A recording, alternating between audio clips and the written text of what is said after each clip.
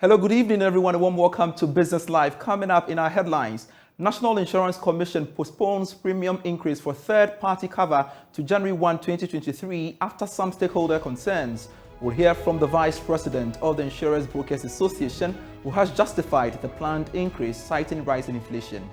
It's either they do something about it, or most of the insurance companies will collapse and they will not be able to provide the cover that is needed. So I believe that it is the reason why we are seeing these premiums slightly going up.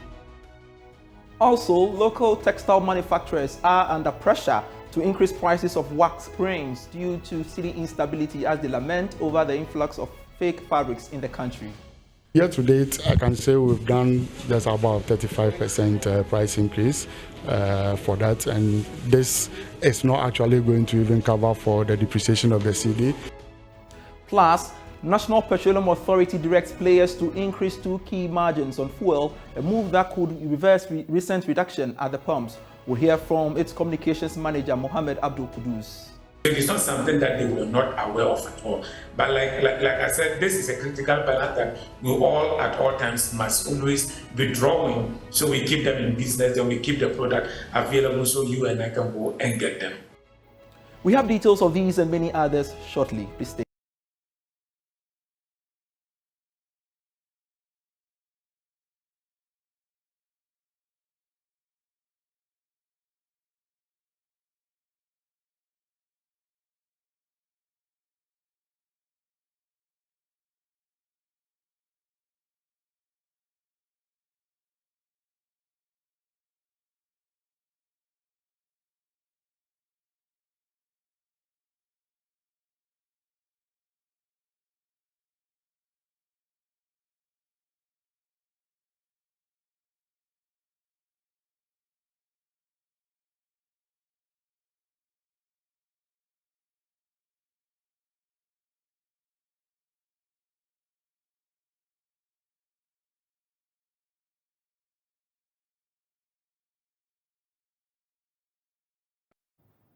Pleasure, you could stay on. I am Pious Kojo Backah, and look now at our stories.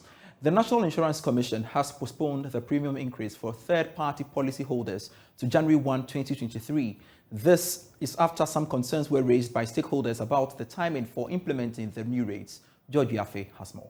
The decision to postpone the new charges was taken at a meeting with stakeholders in Accra last Monday. It follows concerns by some of the major transport unions that it will be difficult to start complying with this directive from December 1.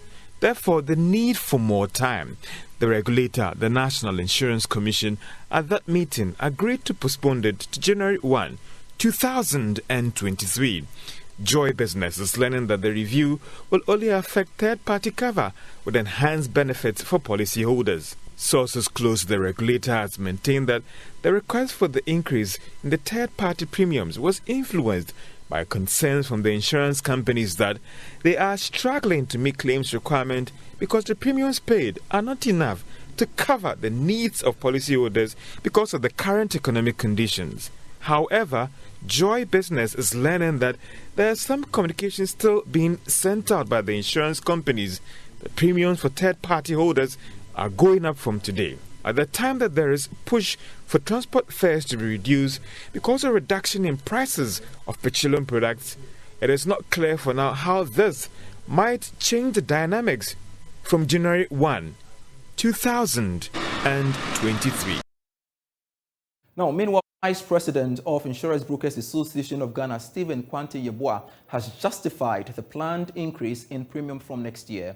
Speaking on the marketplace, he said claims have become more expensive to pay due to low premiums charged.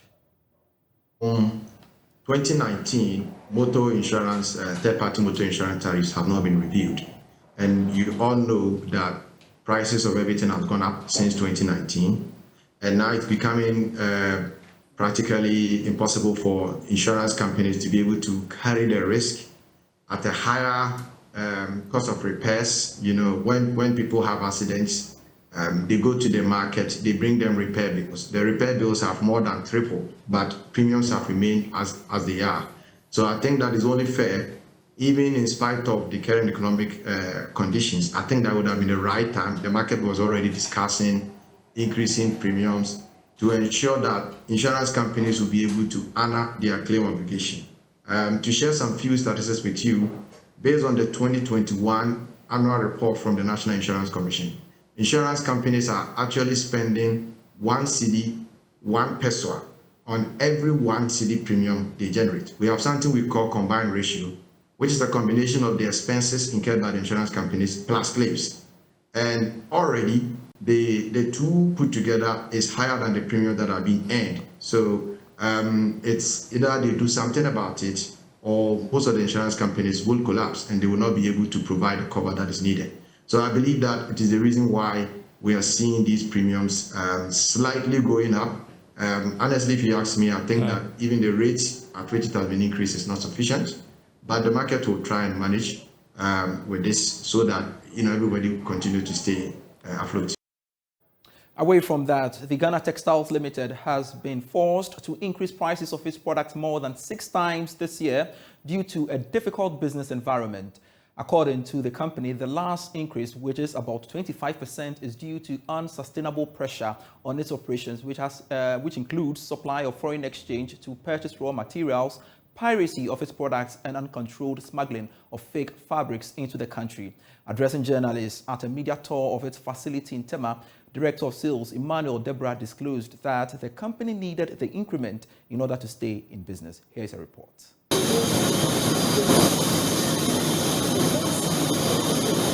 The continued increase in the price of fabrics by the textiles company, producers of 3 major brands in the country for the year, is attributed to harsh business environment. There has been a 35% increase in the price of the product as compared to the same period last year.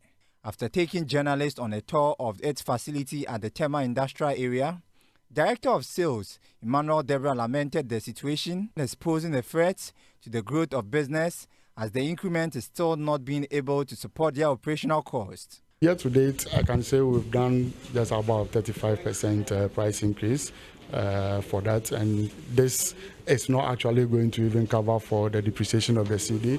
It's also not going to cover for the 55% RFO. The challenge really is that we buy a lot of our gray, our dye stuff, everything that is about 80% of our cost, and is in euros and in dollars, and we buy and then sell in Ghana cedi, which is really, and so the exchange rate is our major challenge. After selling in Ghana cedi, you have to change it back and buy those raw materials in euros or in dollars again. So this has actually been the #1 challenge that we've been facing this year. Yeah. Among the challenges enumerated, the recent cancellation of subsidies on the residual fuel oil, RFO, by the National Petroleum Authority, and its supply concerns have been a major setback which the company would have to contend with. Here is Technical Training Manager Kweku Adai. In RFO, this year we suffered so much from RFO. There were shortages and the prices have spiked up as a result of the removal of the government subsidy. Now we're buying RFO at 13 Ghana cedis per litre. It used to be 2.16 because of the removal of the subsidy. It came up to around 4, and then now it's around 13. So one of the biggest challenges we're experiencing is the hike in RFO prices, which has been a big impact on the production cost. The company is, however, producing at a full capacity due to a growing demand of the product.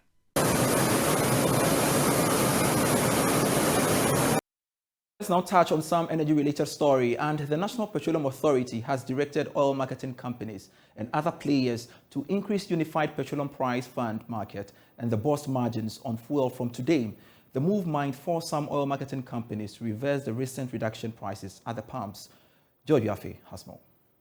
Based on the letter directing these increases seen by Joy Business, the Unified Petroleum Price Fund (UPPF) margin is going up by 7 pesos to 47 pesos on every litre of petrol and diesel sold at the pumps. It has also gone up for kerosene, LPG and premix as well. According to the National Petroleum Authority, the increase is needed to ensure that freight rates reflect the current economic conditions in the country. The UPPF margin is used to support the transportation of petroleum products around the country to ensure that the price of the product is even in every part of the country, despite the location. The letter has also asked the various players to also increase the post margin by 2 pesos. This is the second time this year that the National Petroleum Authority has increased the Unified Petroleum Price Fund on the various products. Now, what this directive would do is that it could force some of the oil marketing companies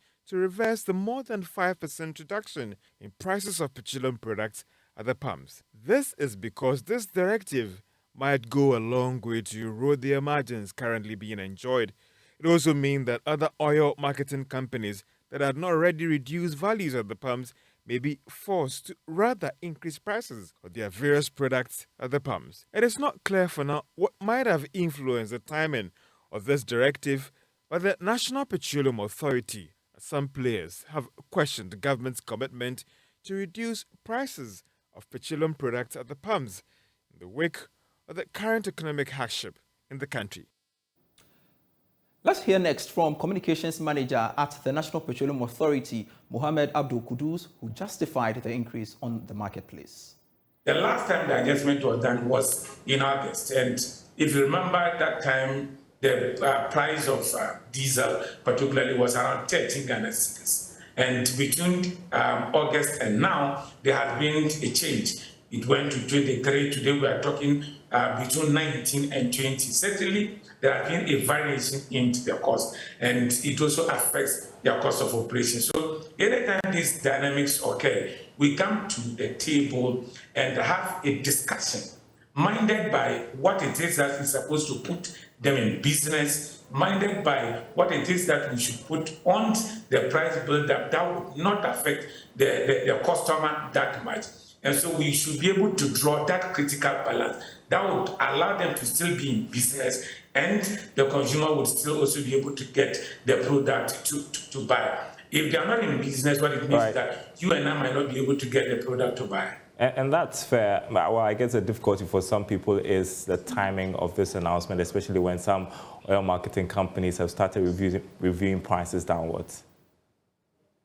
Oh, we have a regular interface with the oil marketing companies. Before the opening of a particular pricing window, we would have a communication as to the inputs that should feed into the price build-up. So they were aware before the first, that is today, that the margins were supposed to really be incorporated into the build-up. So it is not something that they were not aware of at all. But like I said, this is a critical balance that we all at all times must always be drawing, so we keep them in business and we keep the product available so you and I can go and get them.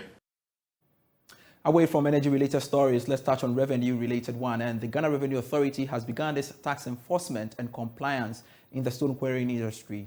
According to the GRA, operators in the sector made of some foreigners have evaded tax for years. The following report has more. The GRA, as part of moves to increase its revenue streams, began some enforcement exercises that saw the authority visit retail shops and supermarkets to check tax payment. The authority paid attention to the introduction of the electronic VAT invoicing. Turning its attention to other areas, the authority visited some stone quarrying sites in the Shai Osudoku District Assembly. Some of the quarries evading taxes are Top Stone Quarry, Uni Africa Quarry, Masaik and Sabag Limited. The rest are Derby Quarry, Orient Quarry, and Twin Rock Quarry. Joseph Annan is the head of enforcement across Central GRA. He spoke to Joy Business on day one of the exercise. Yes, we are looking at the national economy, and the contribution comes from all sectors of the economy. We started and we're dealing with commerce, those into retailing of goods and services. Now we just decided to do some work on sand and stone quarry, and that is what had brought us this far. We realized that many of them were not issuing the VAT invoice, or even if they were given the dispensation, they were not charging the VAT. So we decided to shift our focus. And like you said, we are not going to continue dealing with them till end of year. On day 2 of the exercise, some of the companies resisted the authority of the GRA. Mr. Anand said the GRA will adopt new methods in arresting corporates who do not pay taxes. Today with the quarries. Yesterday we did about 3 of them, and today in total we have done 4. But then before we ended the last exercise, we were here, and then some of them resisted us. We went to Techiad, and many of them just disappeared before we got there. So this time we decided to, because we don't want that to be an encouragement to others, so that when they hear we are coming, they will run away. So we decided to revisit what we started in the past. So today we've gotten them. We have some of them who are doing selective issuance. So we have arrested them, and we'll, like we always do, we'll do the preemptive assessments.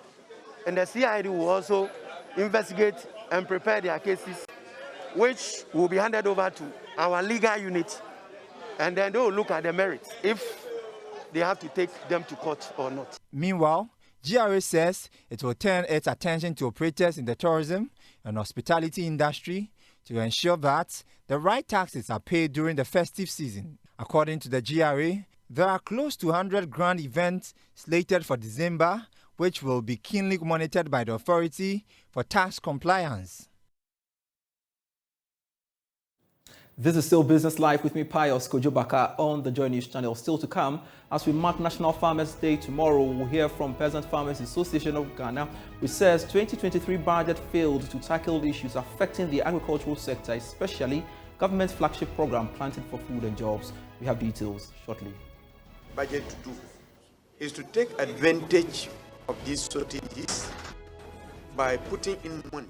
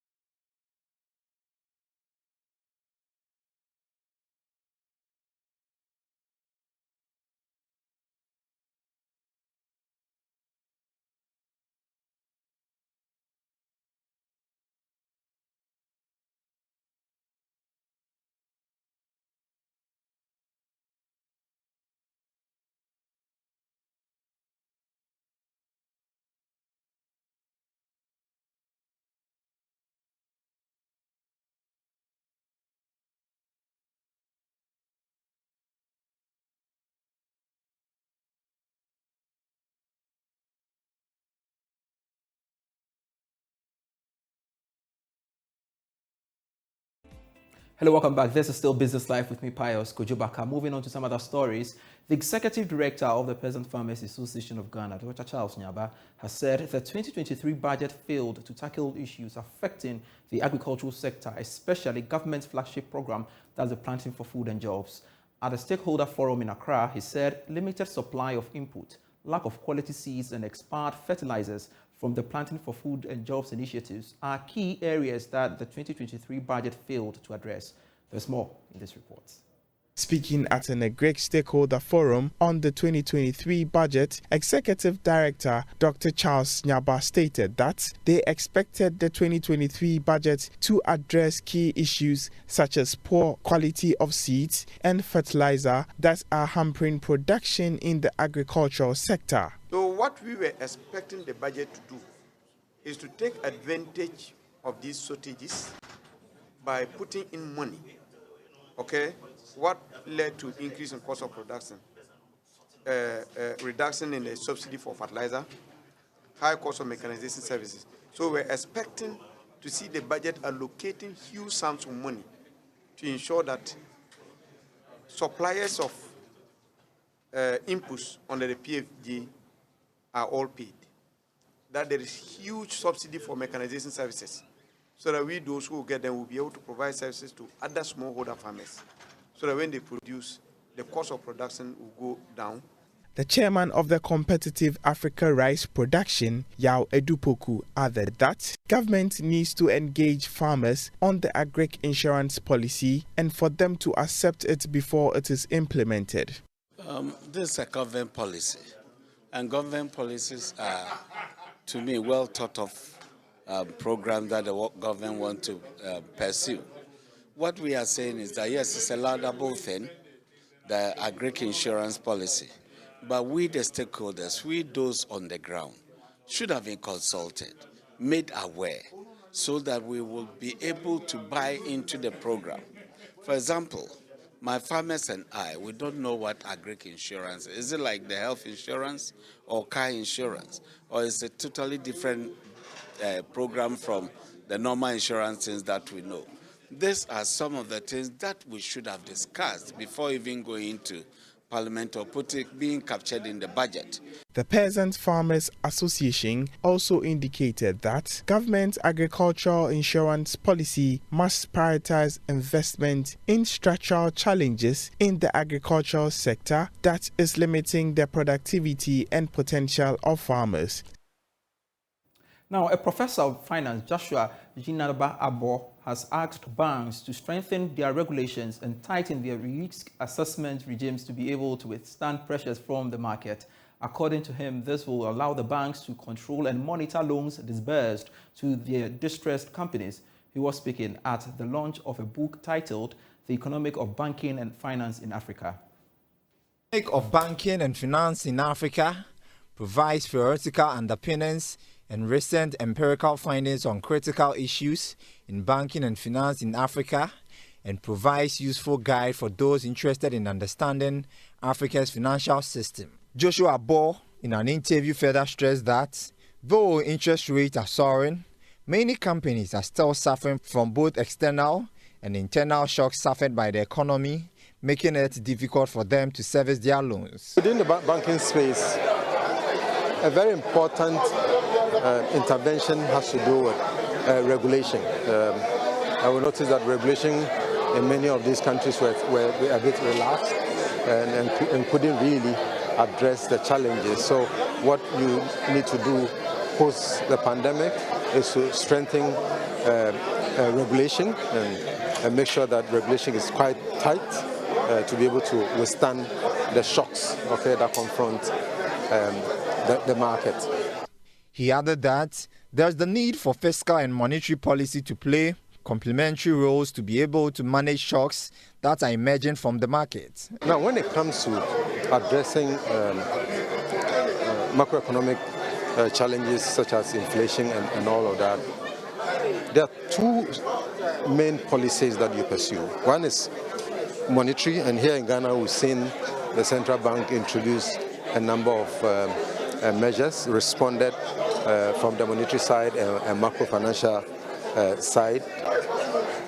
But you also need the complementary role of the fiscal.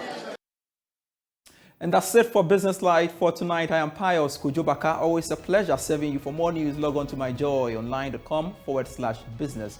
Always a pleasure serving you.